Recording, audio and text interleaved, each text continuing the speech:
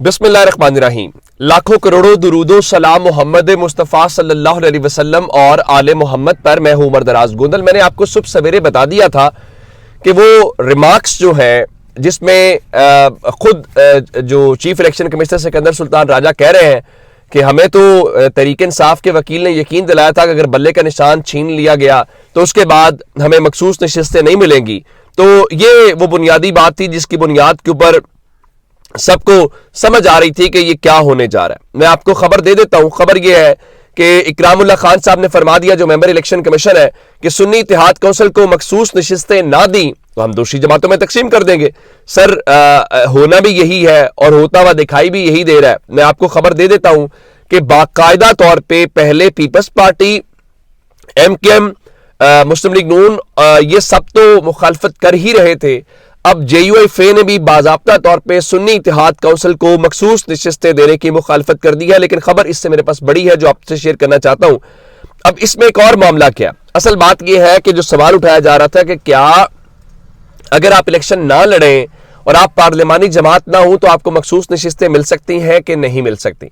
अच्छा, कमाल बात यह है कि जो सवाल इलेक्शन कमीशन उठा रहा है वही दलाइल के तौर के ऊपर पेश कर रही है मुस्लिम लीग नून, पीपल्स पार्टी और बाकी सब जमातें।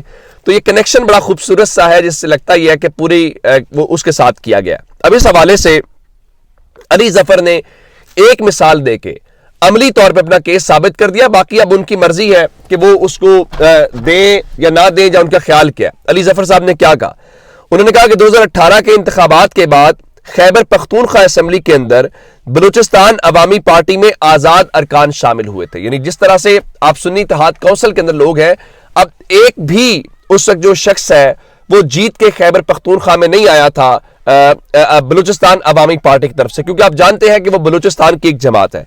लेकिन आजाद अरकान शामिल हुए बलूचिस्तान अवामी पार्टी में और उनके मुताबिक खैबर पख्तूनख्वा असेंबली में बलूचिस्तान अवामी पार्टी मौजूद नहीं थी। लेकिन उसके बावजूद इलेक्शन कमीशन ने उन्हें मखसूस नशिस्त अलॉट की थी जो उनके मुताबिक बनती थी। अब ये असल वो मामला है या केस है जिसकी बुनियाद के ऊपर उन्होंने अपना केस तो साबित कर दिया है और केस साबित करने के बाद अब अगली बात जो है, फैसला महफूज हो गया है और फैसला महफूज होने के हवाले से बाकी चीजें तो आपको बताता हूं। लेकिन आज अचानक से एक खत सामने आता है और चीफ इलेक्शन कमिश्नर को अगर वो खत पहले मिल चुका था तो उन्होंने पहले बताया क्यों नहीं है। मैं उसके हवाले से आपको तफसीलात दे देता हूं, अगली बात बाद में बताते हैं। अब उन्होंने ये बताया कि जो खासकर चीफ इलेक्शन कमिश्नर हैं, उन्होंने कहा कि जो सुन्नी इत्तेहाद काउंसिल वाले हैं वो हमें 26 तारीख को खत लिख के कह रहे हैं कि हम जनरल इलेक्शन भी नहीं लड़ रहे और हमें मखसूस नशिस्तें भी नहीं चाहिए। अब अगर सुन्नी इत्तेहाद काउंसिल को मखसूस नशिस्तें नहीं चाहिए तो अली जफर साहब आप उन्हें क्यों मजबूर कर रहे हैं। अब यह खत किसकी तरफ से लिखा गया? क्या साहबजादा हामिद रजा साहब ने खत लिखा है? क्या उनके नाम के ऊपर किसी को खत लिखा गया? कि सवाल तो अपनी जगह के ऊपर मौजूद है। अब वहां पे जो वुकला थे जिसमें बैरिस्टर अली जफर थे और बैरिस्टर गौहर भी वहां मौजूद थे, तो उन्होंने इस खत से ला इल्मी का इजहार कर दिया है कि सुन्नी इत्तेहाद काउंसिल ने पाकिस्तान तहरीक इंसाफ को इस खत के हवाले से कोई बात नहीं बताई गई। अब अंदाजा इस बात से कीजिए कि ये खत को बुनियाद बना के अब ये जो नया तमाशा है वो इस बुनियाद के ऊपर नहीं, उन्होंने बता दिया आपको कि कोई जमात इलेक्शन लड़े या ना लड़े, अगर उसमें लोग शामिल हो जाए तो माजी के अंदर खुद से इलेक्शन कमीशन जो है वो इस किस्म की फैसले कर चुका है जिसके अंदर वो क्या कहते हैं कि नशिस्तें दे चुका है, जिसकी एक मिसाल बलूचिस्तान अवामी पार्टी की आपको दे दी है। और फिर एक और बात है, उन्होंने कहा कि जब एक पार्टी आपके पास मौजूद है तो आपने उसको डीलिस्ट नहीं किया तो उनको मखसूस नशिस्तें तो देंगे। ये बातें भी सारी हो गई। फिर उन्होंने कहा कि आप हमारी एक मखसूस फार्मूला है कि अगर कोई जनरल नशिस्तों की बुनियाद के ऊपर कोई सीटें इतनी जीते तो उसको इतनी सीटें मिलेंगी। अब आप फार्मूला चेंज तो नहीं करेंगे। मिसाल के तौर के ऊपर होता यह है कि 8, मैं एक जनरल सा फार्मूला बता देता हूं, 8 अगर आपके MNAs हो तो आपको एक मखसूस नशिस्त मिलती है। अब अगर मुस्लिम लीग नून ने 80 सीटें जीती हूं मिसाल के तौर के ऊपर तो उनको तकरीबन 10 मखसूस नशिस्तें मिलेंगी। मैं एक मिसाल दे रहा हूं। अब क्या आप आइन का तय करदा जो फार्मूला है तो क्या आप उन 10 की बजाय 20 सीटें दे देंगे? यानी आपकी आइन की अमलदारी तहरीक इंसाफ को लेकर तो मुख्तलिफ है, لیکن نون لیگ کے جھولی میں آپ آئین کے نام کے اوپر مزید چیزیں ڈالنا چاہتے ہیں. اور پھر ایک اور بات ہے کہ کیا یہ خط عمران خان کے ساتھ دھوکہ ہے یا پھر یہ جعلی قسم کی کارروائی کر کے پاکستان تحریک انصاف کو مخصوص نشستوں سے محروم کیا جا رہا ہے؟ یہ سوال اپنی جگہ پہ موجود ہے. صاحبزادہ حامد رضا صاحب جو ہیں سنی اتحاد کونسل کے، ان سے ٹویٹر کے اوپر پوچھا جا رہا ہے کہ کیا یہ خط آپ نے واقعتاً لکھا ہے یا آپ کی بنیاد کے اوپر آپ کا نام لے کے یہ خط آگے پہنچایا گیا؟ اب ظاہر ہے اس کا جواب وہی دے سکتے ہیں، ہمیں اس کا انتظار کرنا پڑے گا. اور الیکشن کمیشن کے جو ارادے ہیں، جو تیور ہیں، وہ بڑے واضح ہیں کہ وہ تحریک انصاف کو یہ نشستیں نہیں دے رہے. اور ایک اور بات ہے، یہ بھی نہیں ہے کہ وہ کہیں کہ چلیں ہم نشستیں خالی چھوڑ دیتے ہیں، کہ اگر تحریک انصاف کو نہیں دے رہے تو ظاہر ہے ہم فارمولہ تو تبدیل نہیں کر سکتے. آئین نے لکھا ہوا ہے کتنی سیٹیں جیتیں گے تو اتنی سیٹیں ملیں گی، لیکن ہم پہلی بار یہ کمال کریں گے، ہم کہیں گے نہیں آپ نے اتنی سیٹیں جیتی ہیں، اتنی سیٹیں آپ کو ہم نے الاٹ کر دی آلریڈی، یہ مزید سیٹیں لیں. کیوں لیں؟ کیونکہ آپ کی 2/3 میجورٹی نہیں بنی نا، آپ کو پاکستان کے لوگوں نے مسترد کر دیا نا، تو ہم آپ کو تحفہ دیتے ہیں. اور وہ کیسے؟ اب جانتے ہیں کہ مصطفیٰ کمال کی کل آڈیو لیک ہوئی جس میں انہوں نے کہا جی ہمیں مسلم لیگ نون والے کہتے ہیں کہ پیپلز پارٹی کا اصرار ہے کہ ایم کیو ایم کی جعلی سیٹیں 100% جعلی ہیں، آپ کا مینڈیٹ جعلی ہے. بالکل ٹھیک ہے. اب یہ ایک دوسرے کا بھانڈا پھوڑتے ہوئے دکھائی دے رہے ہیں. ابھی مصطفیٰ کمال جو ہے ان کی آڈیو اپنی جگہ کے اوپر تھی. اب جو گورنر سندھ ہے کامران ٹسوری، ان کی آڈیو بھی منظر عام پہ آ گئی ہے.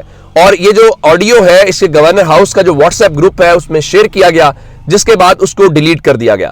اب اس حوالے سے وہ کیا بتا رہے ہیں؟ ایک تو وہ یہ بتاتے ہیں، ان کا جی ہم تو یہ ساری جماعتیں اپوزیشن کے اندر تھی اور ہم نے پی ڈی ایم کا اس وقت ساتھ دیا تھا جس کی وجہ سے ہمارا ووٹر ناراض ہو گیا، انہوں نے ہمیں ووٹ دینے سے انکار کر دیا. انہوں نے کہا کہ اگر ہمیں آپ کچھ ملے بھی نہ اور ہم حکومت کے ساتھ بیٹھے بھی، یعنی نون لیگ اور پیپلز پارٹی والی جو حکومت بن رہی ہے، تو اس کا مطلب کیا ہے کہ ہمارا بہت برا حال ہونے والا ہے.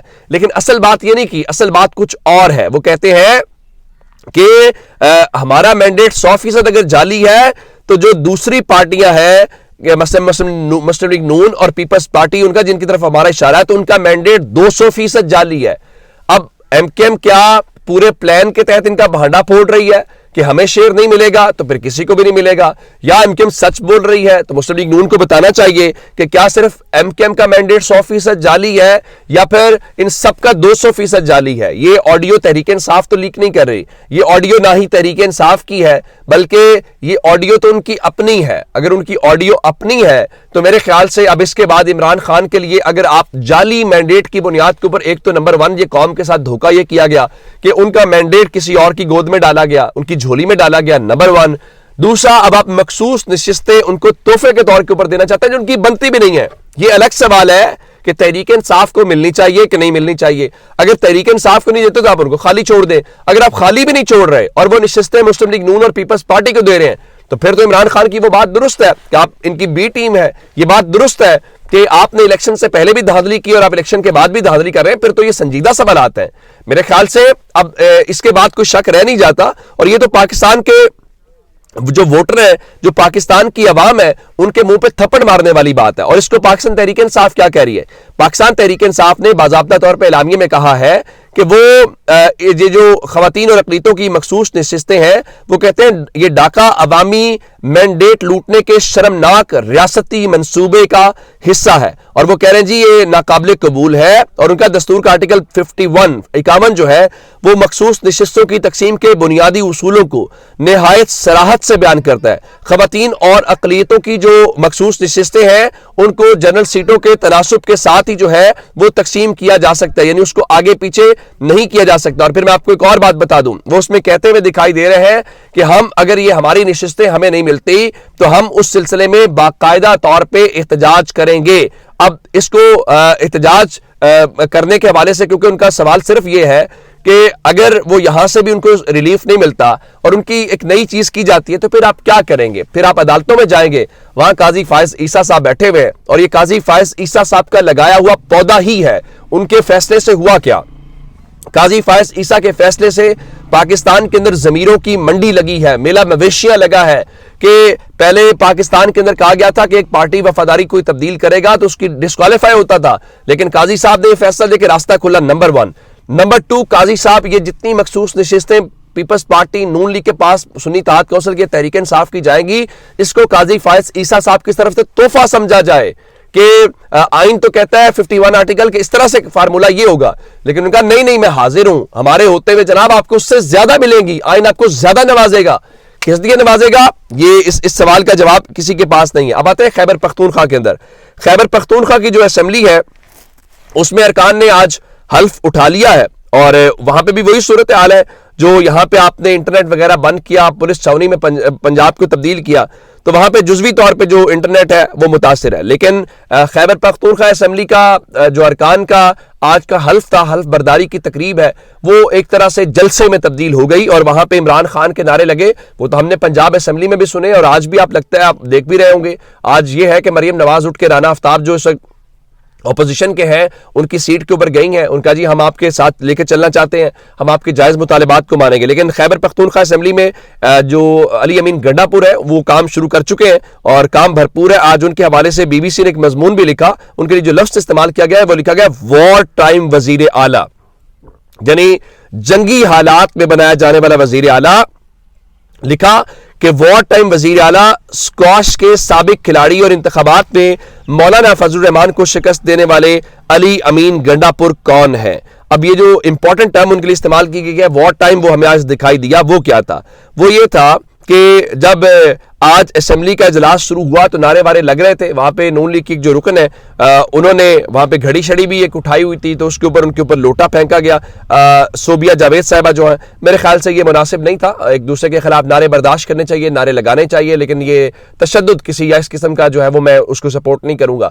ہم نے پنجاب اسمبلی میں بھی نعرے دیکھے، مریم نواز کے خلاف لگے، تحریک انصاف کے خلاف بھی لگے. ٹھیک ہے، یہ ماحول ہے، پارلیمانی چیزوں میں چلتا ہے. لیکن اصل بات انٹری تھی وزیر اعلیٰ خیبر پختونخوا کی، جس سے انہیں بہت ڈر لگتا ہے، علی امین گنڈا پور کی. اور وہ آئے، عمران خان کی تصویر اٹھائی ہوئی تھی، اور جب نعرے وارے لگ رہے تھے تو اس تصویر کو انہوں نے باقاعدہ اٹھا کے یوں پورے ایوان کے اندر گھمایا، اور پیغام بڑا واضح ہے کہ عمران خان کے وہ کھلاڑی ہیں جو عمران خان کہیں گے کریں گے اور اسی طرح سے چلیں گے. اپنا بہت سارا خیال رکھیے گا. خدا حافظ.